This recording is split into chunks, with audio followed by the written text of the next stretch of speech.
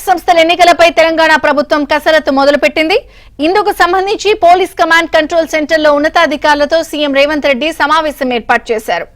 సర్పంచుల పదవీ కాలం ముగిసి ఫిబ్రవరి 1 నాటికి ఏడాది పూర్తవుతుంది. అప్పటి నుంచి పంచాయతీల్లో పాలనా కార్యక్రమాలు ప్రత్యేక అధికారులు చూస్తున్నారు.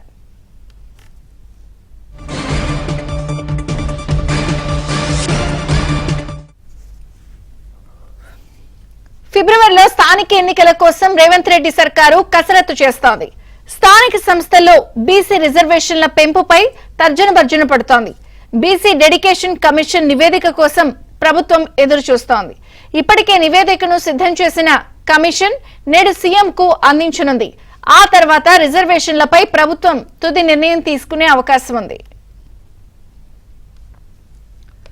అధికారులతో సీఎం రేవంత్ రెడ్డి కీలక సమావేశం నిర్వహిస్తున్నారు. పోలీస్ కమాండ్ కంట్రోల్ సెంటర్లో ఈ భేటీకి సంబంధించి మరిన్ని వివరాలు మా ప్రతినిధి నరసింహరావు అందిస్తారు. నరసింహరావు, స్థానిక సంస్థల ఎన్నికలకి సంబంధించిన భేటీ వివరాలేంటి?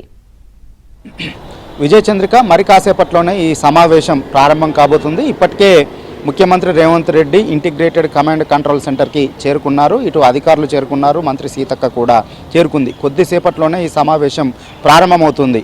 ఇది అత్యంత కీలకమైనటువంటి సమావేశం అని చెప్పొచ్చు.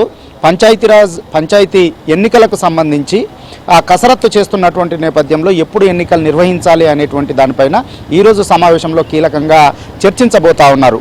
ఈ సమావేశానికి కొద్దిసేపట్లో ప్రారంభమయ్యేటువంటి ఈ సమావేశానికి ముఖ్యమంత్రి సమీక్ష చేసేటువంటి ఈ సమావేశానికి ఇటు రాష్ట్ర ఎన్నికల సంఘం అధికారులు అదేవిధంగా పంచాయతీరాజ్ శాఖకు సంబంధించినటువంటి ఉన్నతాధికారులు, మంత్రి సీతక్క, అదేవిధంగా బీసీ డెడికేషన్ కమిషన్ చైర్మన్ కూడా ఈ సమావేశానికి హాజరు కాబోతా ఉన్నారు. ప్రధానంగా ఈ పంచాయతీరాజ్ ఎన్నికలు ఎప్పుడు నిర్వహించాలనేటువంటి దానిపైన ఈ సమావేశంలో చర్చించి ఒక కీలకమైనటువంటి నిర్ణయం తీసుకునేటువంటి అవకాశం అవుతుంది. మొదటి నుంచి వాస్తవానికి ప్రభుత్వము ఫిబ్రవరిలో ఎట్టి పరిస్థితుల్లో పంచాయతీరాజ్ ఎన్నికలు నిర్వహించాలి, స్థానిక సంస్థల ఎన్నికలను నిర్వహించాలని చెప్పి ఆలోచనతో ఉంది. మొదటగా పంచాయతీరాజ్ ఎన్నికల్ని పూర్తి చేసుకొని గ్రామ పంచాయతీ ఎన్నికల్ని పూర్తి చేసుకొని ఆ వెంటనే ఇటు ఎంపీటీసీ జెడ్పీటీసీ ఎన్నికల్ని కూడా పూర్తి చేయాలనేటువంటి ఆలోచనతో ఉంది.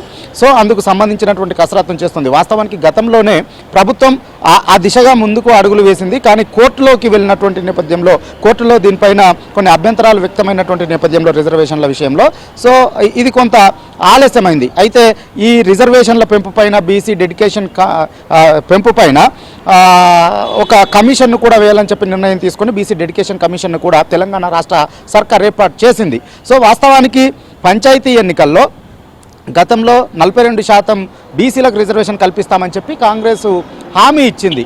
అయితే 42% కల్పించాలి అని అంటే ఇప్పుడు సుప్రీంకోర్టు ఉన్న ఆదేశాల ప్రకారం అయితే రిజర్వేషన్లు 50% మించి ఉండకూడదు అనేటువంటి ఒక ఆదేశం ఉంది. సో ఈ నేపథ్యంలో ఇప్పుడు బీసీలకు 42% రిజర్వేషన్ కల్పించాలి అని అంటే అది 50% పరిమితికి దాటిపోయేటువంటి అవకాశం ఉంది. సో ఈ నేపథ్యంలో ఇప్పుడు 42% ఇవ్వడం మాత్రము కొంత ఇబ్బందికరంగా మారింది. ఇప్పటికే ఎస్సీ ఎస్టీలకి వారి జనాభా దామాషా ప్రకారం 27% రిజర్వేషన్ కల్పించాల్సి ఉంటుంది.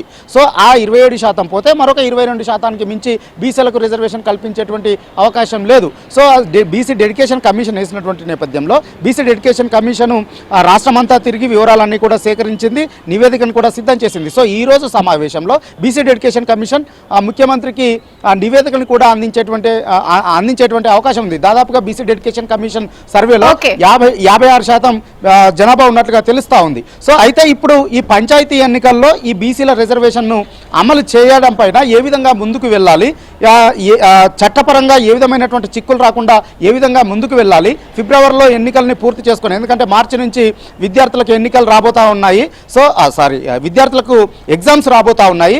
ఈ ఎగ్జామ్స్ స్టార్ట్ అయ్యే లోపే ఎలక్షన్ని పూర్తి చేయాలనేటువంటి ఆలోచనతో ఉన్నటువంటి నేపథ్యంలో ఏ విధమైనటువంటి న్యాయపరమైనటువంటి చిక్కులు రాకుండా పంచాయతీ ఎన్నికలను ఏ విధంగా నిర్వహించాలి అనేటువంటి దానిపైన ఈరోజు చర్చిస్తూ ఉన్నారు. సో ఈ రోజు సమావేశం తర్వాత పంచాయతీ ఎన్నికలపైన అదేవిధంగా బీసీల ఈ రిజర్వేషన్ పైన ఒక క్లారిటీ వచ్చేటువంటి అవకాశం ఉంది. Vijayachandrika, thank you Narasimharao.